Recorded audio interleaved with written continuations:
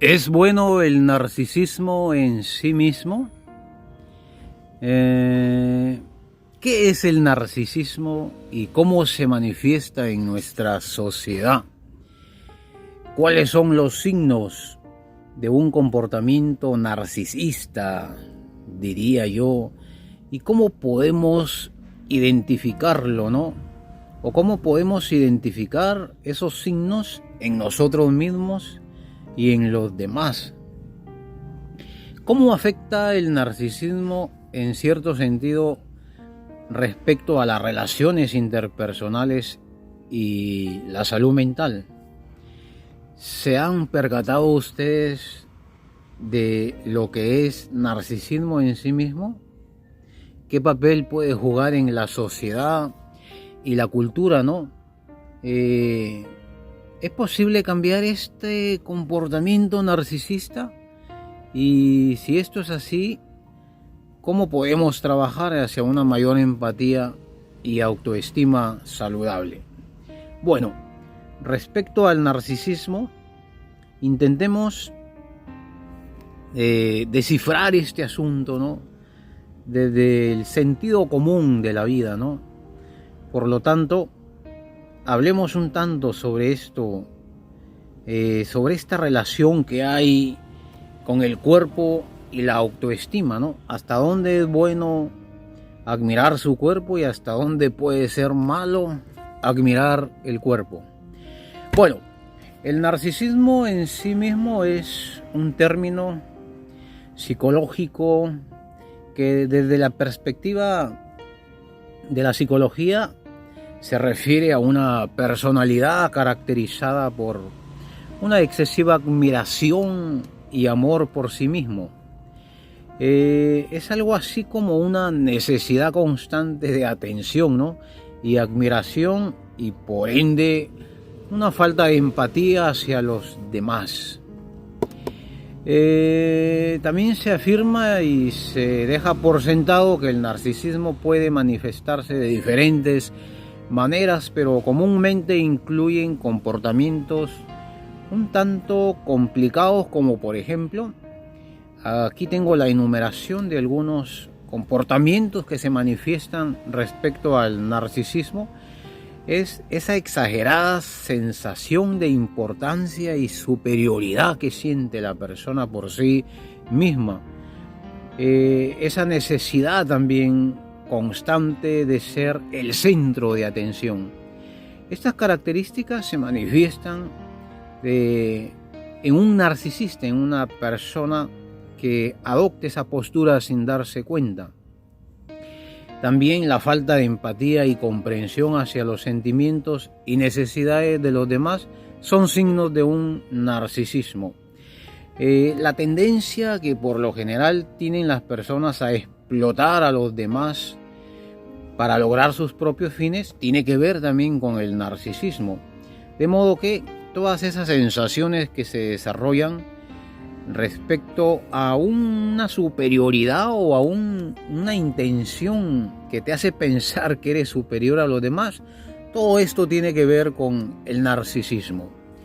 Por lo tanto, podemos decir que el término narcisismo proviene, enmarcado en este asunto, ¿no? En estas características, proviene de la mitología griega, donde ya se registra y donde hay una historia que cuenta y dice que Narciso era un joven hermoso que se enamoró de su propia imagen reflejada en un estanque de agua. Se quedó tan absorto, según la leyenda, en su propia belleza que no pudo dejar de mirarse y finalmente murió al no poder apartar la vista de su propio reflejo que podía observar en el agua. Esto en cuanto a la relación entre el narcisismo y un tanto aquí por ese esa excesiva necesidad, por esa excesiva admiración, hay un paso cercano a la homosexualidad. Algunas hipótesis desarrolladas por sexólogos han elaborado esto, ¿no? Aunque no hay una conexión directa o causal entre estos dos, sin embargo, Desde la psicología se deja por sentado que el narcisismo es un trastorno indudablemente de la personalidad que puede afectar a personas de cualquier orientación sexual. De modo que no necesariamente una persona homosexual es narcisista en sí. Cualquier persona común y corriente, sin importar su forma de ser o de pensar, tiende a ser narcisista. Aquí hay que acotar algo importante respecto a la homosexualidad, ¿no? Como orientación sexual natural y legítima, ¿no?, por una sociedad, se dice que no tiene relación absoluta con el narcisismo.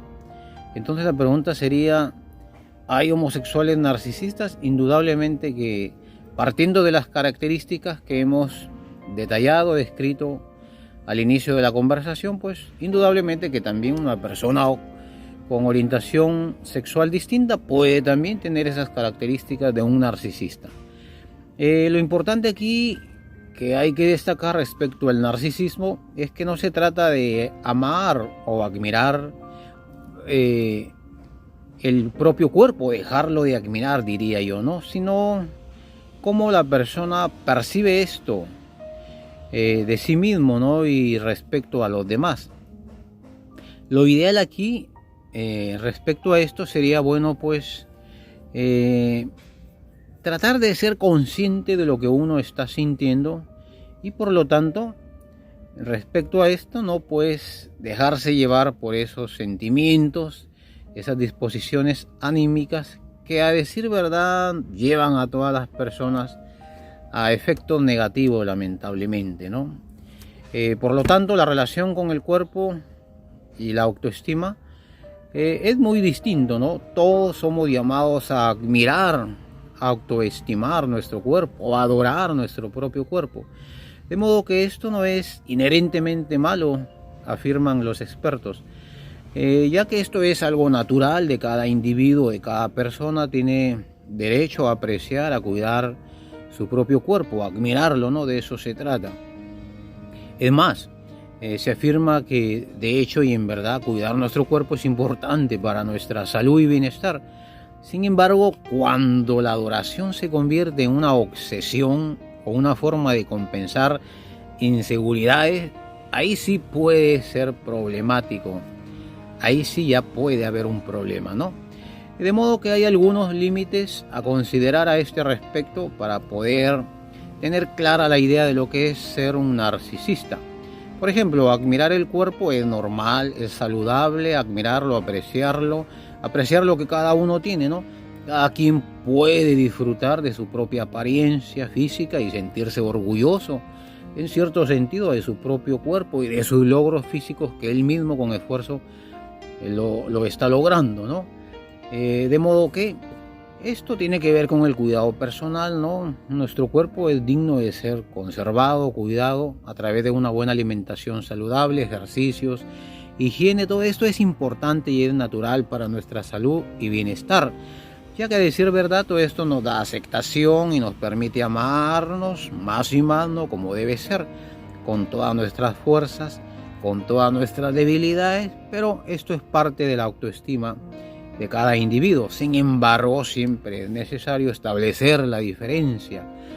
Cuando la adoración se convierte en obsesión, como dicen las personas que consagran su vida y se dedican a estos estudios, ¿no? Cuando nos obsesionamos en este sentido con nuestra apariencia física y empezamos a sentirnos ansiosos o deprimidos si no cumplimos con ciertos estándares de la belleza, ahí es donde esto se convierte en una obsesión y por lo tanto, cuando la misma persona se empieza a comparar con otros y se siente inferior o superior por sus buenas cualidades o malas cualidades por sus limitadas o no limitadas cualidades, ahí es donde nuestra adoración por nuestro cuerpo nos lleva a ser egoístas y desconsiderados con los demás.